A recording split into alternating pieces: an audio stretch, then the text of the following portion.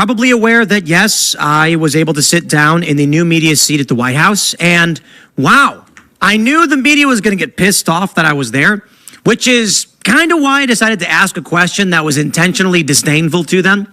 Because now, journalism professor, a guy I actually know, is calling me a freak show. I kid you not. And I'll tell you what's a freak show. Politico publishing the feet of some of these young conservative women who are in the White House. Honest question, why? No joke. They took a...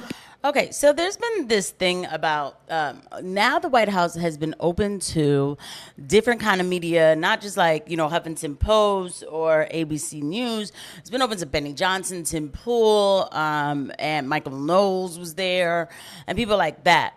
And there's been a lot of talk about it from the left. And this is Tim Pool getting ready to deal with, if you will, or handle, go off on CNN and all the rest of the fake news media who's been coming at him for simply just getting an opportunity to get into the White House. I do believe that this idea is pretty cool with the White House thing. So Tim Pool's going after CNN about their behavior about it. I mean, there's no reason for people to be that worked up. And CNN, and Tim Pool is not holding back. Picture of the feet of a young woman. They're insulting some of the other women's dresses. This is high school Mean Girls BS. But I got to show you this because now it's personal. We got this clip here from CNN. Let me play it. News outlet. The reason that you have lost trust ought to be obvious to you, and the way to fix it also ought to be obvious to you, and it has nothing to do with Donald Trump and everything to do with the product.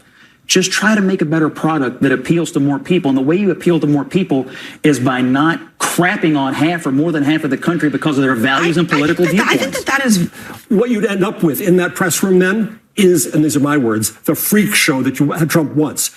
Trump tries to devalue media. Why should we value his freak show there? Let's leave it to the freaks. I think calling them freaks. I don't think there's any disagreement on that, by the way. I mean, he called these new media sources the freak show. They're not freaks. They have audiences. Some of them are. They have audiences, and the reason that they're thriving is because people are starved for information that they think they can trust. They're not freaks. They're filling a need in this country, in my opinion. Right. Freak show. Is that it?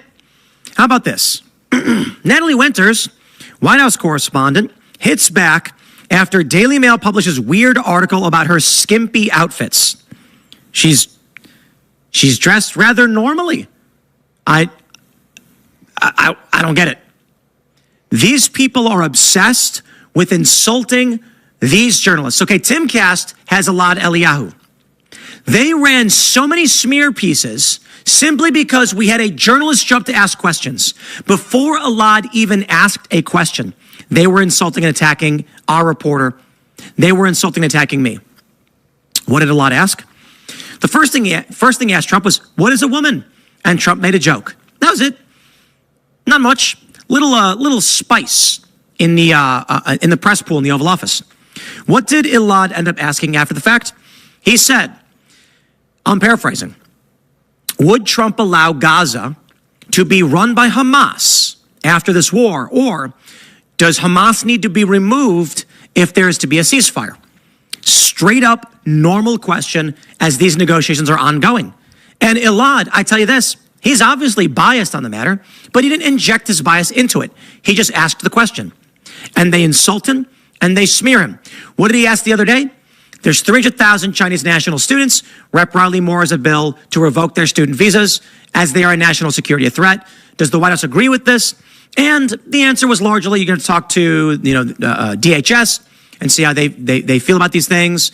But we are going to go after people who oppose the our foreign policy and things like this. Normal, just mundane. And they have to be as evil as they can. Take a look at this from Mediaite. Natalie Winters, she's been on our show. She's a friend of the show. She's great. She wears normal clothes.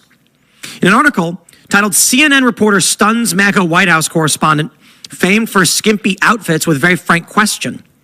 To justify the description, the Daily Mail included an Instagram photo of Winters wearing a shirt, a sweater, and a skirt outside the White House. They say dress for the job you want, they caption the photo. Apparently, freshly minted White House correspondent Natalie Winters wants to be a hostess at Hooters. Are you kidding me? What? She's wearing a skirt? Jeez, dude. You know what's the worst about this? And, I got to be honest. I didn't know if I should actually show the Politico article. Meet the 8 MAGA outlets disrupting the White House briefing room. Let me point something out. Elad Eliyahu, okay, he's there too. Are we not MAGA outlets? I guess not. No, they're just ignoring us because we're freaks. Apparently, they published the fate, I believe, of Natalie Winters. I could be wrong. And this is what's got people laughing about it. Yo, is that Natalie Winters? Yeah. She's wearing the blue dress, right? Oh, no. It might not have been Natalie Winters. It might be this other woman. Why did they do that?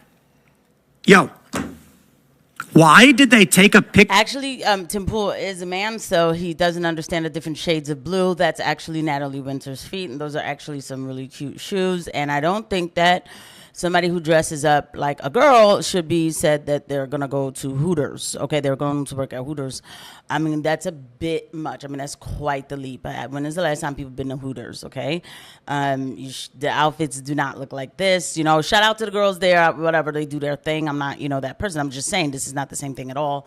I'm also not some feminist who's like, oh, we can wear whatever we want. But what are we talking about here? I mean, this is literally I'm business professional.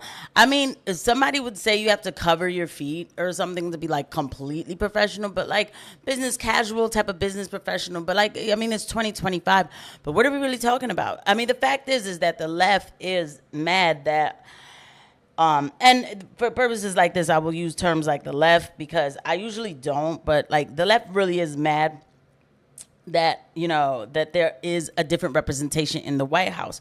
My only issue with it though is, by the way, don't forget to hit the like and subscribe button and the notification bell if you guys find this video to be interesting. Thank you to everybody who's watching. My only issue with it is that why is it saying that? Okay, my only issue with it is that, is that the only people in the White House, though? Because I don't want it to be where there's nothing but a bunch of Trump people, and then now we just have, propagandists that way.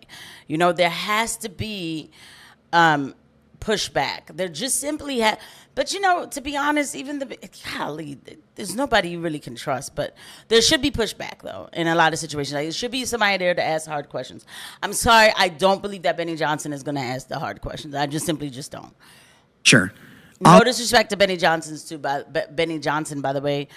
Shout out to him, but I'm just saying. You know what I'm saying. Feet.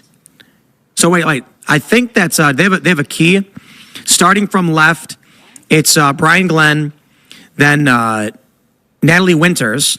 So it might be Natalie Winters. She's wearing a blue dress. Mary Margaret Olahan, Lindell TV correspondent. So who's this woman? Is she just not part of the MAGA 8? 1, 2, 3, 4, 5, 6. Where's the 7, 8? I don't know whose feet these are, but I do think it's kind of weird that they published. I think that's Natalie Winters. Yeah, okay. Natalie Winters wore Valentino wedge sandals. Yo, what? That is absolutely crazy. It's nothing but disdain, right? The funny thing is, apparently, there's actually a bunch of people that they didn't actually include in this. But my question is, why? Why write about these individuals and not anybody else? There's other conservative outlets in here. The Daily Wire? The Daily Wire is fairly mainstream. They're not even necessarily MAGA. I mean, they were anti-Trump for a while. That's amazing, isn't it? They said the Daily Wire has been one of the biggest beneficiaries of the conservative media boom, buoyed by enduring popularity of its founder and editor emeritus, Ben Shapiro, who's got over 7 million subscribers at YouTube. The funny thing is, subscribers are meaningless.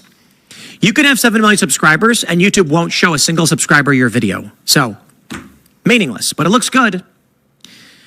Our readers definitely care a lot about cultural issues, as does Matt Walsh and Michael Knowles and Ben Shapiro, said Olahan, 29, who recently wrote a book about people who reversed their gender transitions. Wow.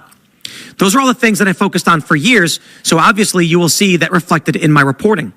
Recent reports suggest the Wire is on the rocks financially.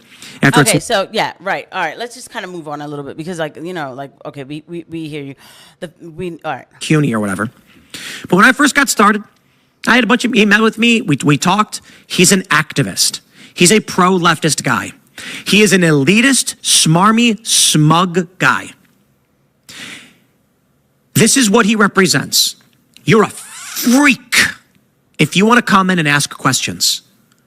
What he wants is the cabal, the elites, the better men. We're smarter than you, and we know it. That's who these people have always been. Shout out to Scott Jennings, because this is what we are bringing to the table. Enough games. The people are tired of your hoaxes. We figured out they were hoaxes because we got embarrassed too many times. Because we'd say something like Donald Trump said very fine people, and then someone plays the video and you don't read the news, do you? You're like, it's embarrassing, isn't it? You thought you were right. You were so convinced, you were arguing, and then they laugh and say, you didn't even know, you were wrong. And you go, I guess I was wrong about that. Nobody wants to be in that situation. That's what the media does every single day. Now, I'll tell you who the freaks are. The freaks are the smarmy elitists sipping their wine glasses and drinking Ipecac like in the Hunger Games, talking about how any of the rabble who dare come in to actually try to ask real questions, you're the freaks. Okay, bro. Let's go. Well, anyway, he's right. He is right. I mean, it's not that deep to be calling people freaks simply because they're in alternative media. The fact is, in real life, that, people don't trust the mainstream media anymore. I mean, this part actually bled into the normies. I mean, you have your, boomer generation who is still putting on Fox, which I personally don't think that that's the greatest place to be, but whatever, it's not CNN. But the fact is, when people realize that they're being lied to by the media, they don't want to, listen. I mean, CNN is lucky that it's still on, but they had to fix it. So they knew what they do. They went back and fixed it. They knew what they needed to do. Even still to now, they're saying that The View might be canceled. Still to now. Because they could not get their rhetoric together. I mean, literally after Trump was elected, they still were talking trash. Up until a few months ago, I was looking at clips from The View, and they were still saying the most insane things. And I'm like, Sunny Hostin still cannot get over the fact that Donald Trump was elected president by, people who, non-white people too, that voted for Donald. I don't understand these people who, think like that too, by the way. Oh, how can black people or Spanish people vote for Trump? This to me is the most racist thing ever, to tell somebody that you have to be a certain way simply because of the color of your skin. Anywho, but the point is that the left is still melting down over this. I mean, you got people like Kyle Kulinski who still go off about this, about who's in the press room. And you got people and still going off that Joe Rogan, endorsed Trump. I do think Kyle Kulinski should be in the press room. I will say this. At least if it's going to be the alternative media, have a couple of people from the left in there too. I do think that should happen. I do. But you guys let me know what you think. I'll see you guys at the next one. Bye.